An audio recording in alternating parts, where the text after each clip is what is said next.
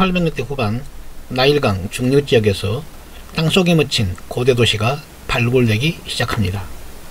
이 도시는 고대 이집트 신왕국 18왕조 시절 수도였던 것으로 3000년 동안 완전히 잊혀진 도시로 땅속에 파묻혀 있다가 도굴꾼에 의해 알려진 곳입니다. 현재까지도 발굴이 진행되고 있는 이 도시의 옛 이집트 이름은 아크나톤이며 현재는 아마르나라고 부르고 있습니다. 아마르나의 발굴은 고대 이집트 3000년의 역사 속에서 기록이 삭제되고 업적이 파괴된 아크나톤이라는 파라오의 극적인 부활을 알린 신호탄이 됩니다. 100년 이상 오랫동안 발굴이 진행되면서 고대 이집트의 수도였던 아크나톤의 전모가 드러나면서 사라진 역사의 퍼즐 한 조각이 풀리게 됩니다. 파라오 아크나톤은 고대 이집트 역사상 2단이라 불릴 만큼 실험적이고 선구작적인 업적을 남기는데 발굴된 유물 가운데 서령문자 점토판이 발견됩니다. 서령문자는 당시 메소포타미아, 아나톨리아, 가나안 등 중동 지역에서 폭넓게 쓰이던 국제문자였는데 고대 이집트의 옛 수도에서 발견이 된 것입니다. 고대 유물 암시장에서 도굴꾼이 비밀리에 판매한 점토판을 포함하여 총 382개가 발견되었는데 해독한 결과 고대 이집트 제18왕조 시절 외교 문서였던 것으로 드러납니다. 이집트 제18왕조는 정복군주인 투트모스 3세와 하워드 카터의 모던 발굴로 널리 알려진 투탕카멘이 파라오로 있던 왕조 시대입니다. 해독된 외교 문서는 아메노텝 3세의 지위기간인 기원전 1370년부터 아크나톤까지 이어지는 약 50년 동안 고대 이집트와 주변 국가들 간의 관계를 기록하고 있습니다. 점토판 한 개당 적게는 수백 자부터 많게는 1000자가 넘는 글자가 기록되어 있었는데 어떤 문서는 A4 용지 몇 장이 나올 만큼 그 해독된 내용이 방대합니다. 노르웨이의 언어학자이자 역사가인 요르겐 알렉산더는 점토판 382개 중 358개를 해독하여 1907년과 1915년 두 권의 책으로 출판한 바 있습니다. 해독된 외교 문서는 당시 이집트가 어떤 국가와 외교 관계를 맺고 있었으며 그 관계가 대등했는지 아니면 주종 관계에 있는지를 알려주는 귀중한 문서입니다. 외교 문서는 이집트와 관계를 맺고 있던 국가별로 분류되어 관리번호가 붙여졌는데 1번부터 44번까지는 카시트 바빌로니아, 아시리아, 미탄니, 히타이트, 아라자와 알리시아 등 외교적으로 대등한 관계를 가진 강대국가의 서신입니다.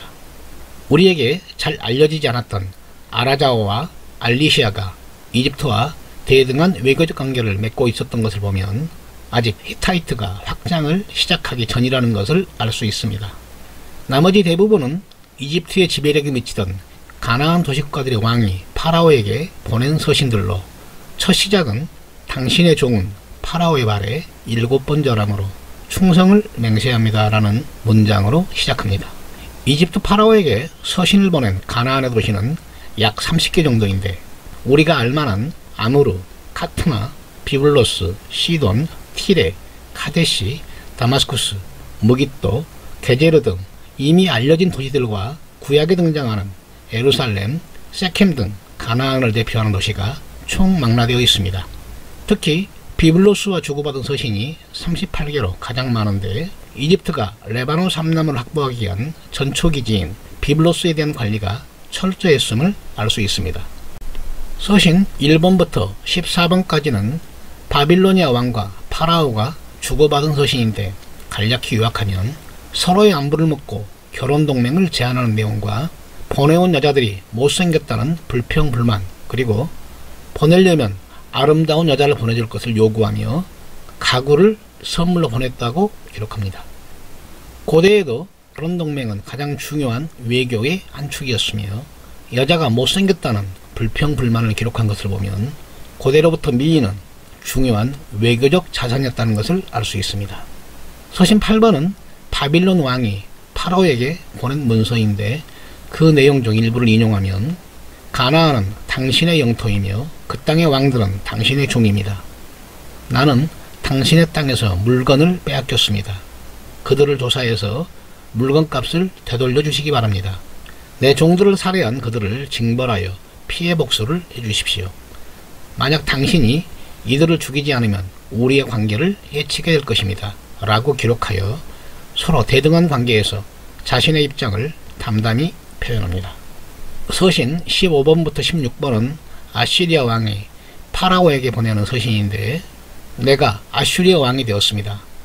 나는 당신의 땅을 방문하기 위해 사절을 보냈습니다. 전임자들은 서신을 보내지 않았지만 나는 서신을 보냅니다. 나는 당신에게 멋진 마차와 말 2마리 그리고 청금석을 인사선물로 보냅니다. 라고 기록하며 아시리아가 국제무대에 처음 등장했음을 알립니다. 서신 17번부터 30번은 미탄니 왕과 파라오가 주고받은 서신으로 그 내용을 간략히 요약하면, 파라오를 위대한 왕, 나의 형제, 나의 사이라고 표현한 걸 보면 결혼동맹이 이미 맺어져 있었다는 것을 알 수 있으며, 파라오의 가족과 형제들의 안부를 묻고 파라오 군대의 용맹을 치하하는 내용, 그리고 금을 선물로 보냈다는 내용으로 구성되어 있습니다. 서신 32번은 아나톨리아 서부에 있던 아라자와 왕이 파라오에게 보낸 서신이며, 서신 33번부터 40번은 알라시아 왕이 파라오에게 보낸 서신으로 잘 있다는 안부 인사로 시작하며 파라오의 안부를 묻고 고리를 선물로 보내니 양이 작다고 걱정하지 말라는 내용이 포함되어 있습니다. 서신 40번부터 44번까지는 히타이트 왕과 파라오 간에 주고받은 서신으로 구성되어 있으며, 서신 45번부터 50번까지는 우가리트 여왕과 파라오 간에 주고받은 서신으로 당시 우가리트는 독립된 도시국가로 존재했음을 알 수가 있습니다. 서신 51번부터 382번은 이집트에 지배하에 있던 가나안 도시국가들과 파라오 간에 주고받은 서신입니다.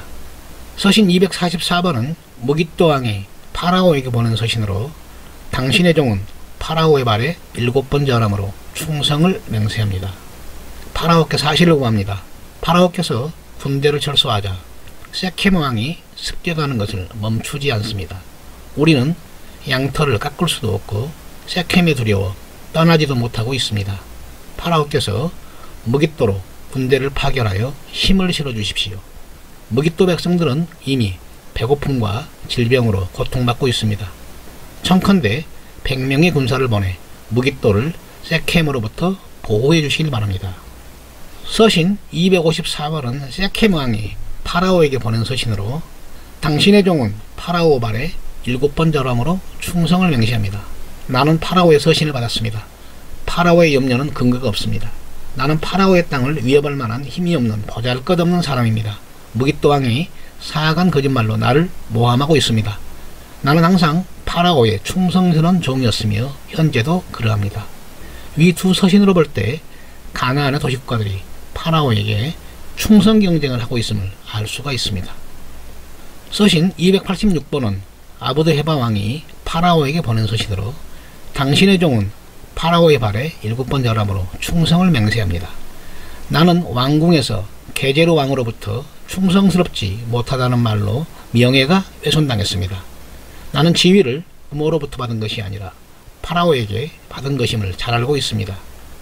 게제르 왕이 파라오에게 적대감을 갖고 있습니다. 파라오께서 군대를 보내시면 나는 접견하기 위해 왕궁을 방문하겠습니다. 맹세컨대 다른 도시의 왕들이 딴 마음을 먹고 있습니다. 궁수를 파견하여 영토를 강화하시기를 청합니다. 가나안의 모든 도시들이 보낸 문서에는 파라오와 주종관계를 나타내고 있으며 서로 이간질도 서슴지 않았던 것으로 보입니다. 또한 가나안 도시들과 주고받은 외교 문서에는 하피루라는 단어가 자주 등장합니다.